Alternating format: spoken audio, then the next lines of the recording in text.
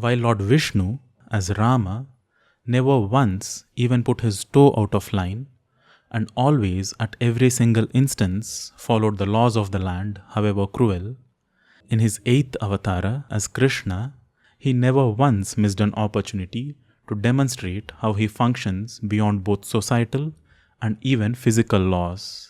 Right from his birth, throughout his childhood and adolescence, during his rule as a king, until the very shedding of his body, the number of times he broke the expectations of those around him is innumerable. Out of the many beautiful stories which describe his Leela, or joyful play, the ones describing his infancy and childhood are perhaps the sweetest. One such Leela is the vision of him to sage Markandeya as a beautiful child sucking on his own toe, lying on a banyan leaf in the middle of a world-ending flood.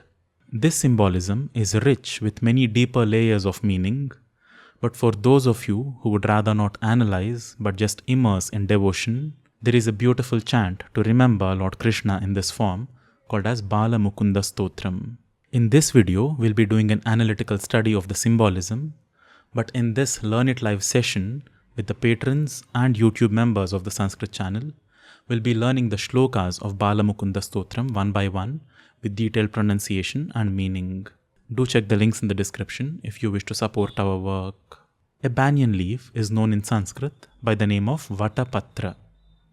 Reclining or lying down is Shayana, and the one who reclines on a banyan leaf is known by the name of Vatapatrashayi.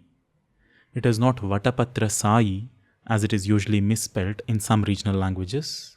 It is Vatapatrashayi. This Vatapatrashayana form of Lord Krishna is described in many texts from our past. Markandeya Purana, Sri Mahabharata, Srimad Bhagavatam, all of these have a description of this particular form.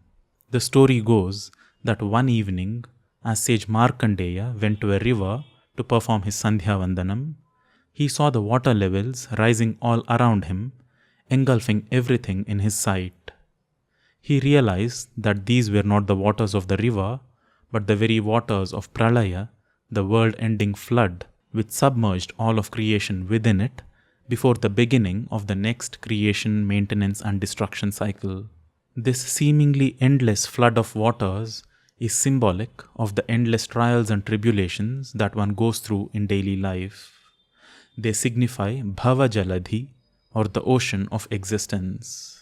As he, a capable adult and an accomplished sage, was struggling in those waters, sage Markandeya saw a beautiful infant sucking curiously on his own big toe, floating on a banyan leaf, untouched by the waters around him.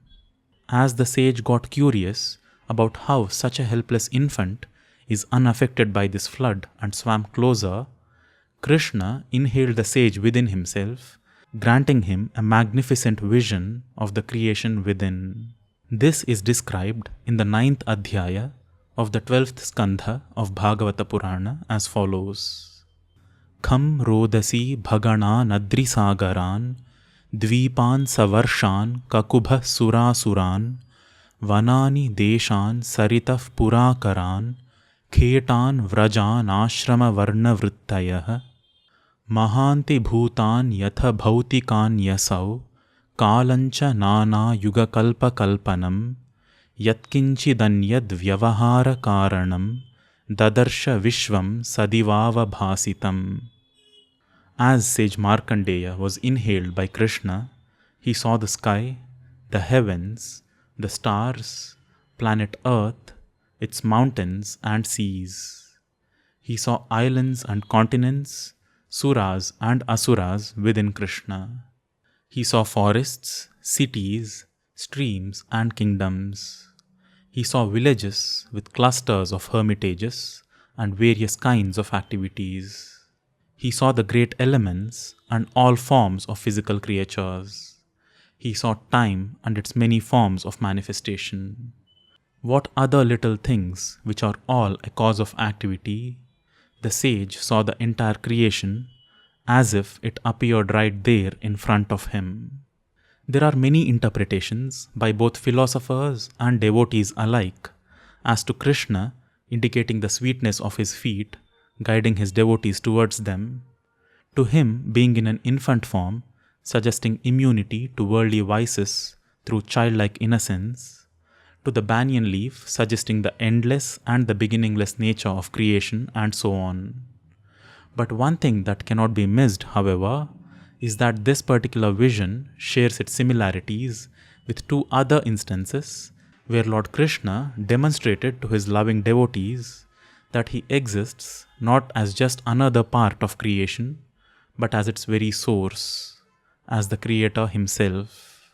One was, of course, the Vishwarupa Darshana to his dearest friend and disciple Arjuna in the battle of Kurukshetra, and the other is to his loving mother who asked him to open his mouth, suspecting that he might be eating mud, but who ended up being dazzled looking at the entire creation within him. Balamukunda Stotram is a beautiful set of shlokas which help a devotee meditate upon this enchanting form of Lord Krishna as an infant. I hope that you enjoyed watching this video and found it useful. Do not forget to click on the like button so that this may reach more people. You can also share it with those whom you think might benefit from this. Consider clicking on the subscribe button and the bell icon beside it so that you are immediately notified of our latest updates. See you in the next video. Namaskaram.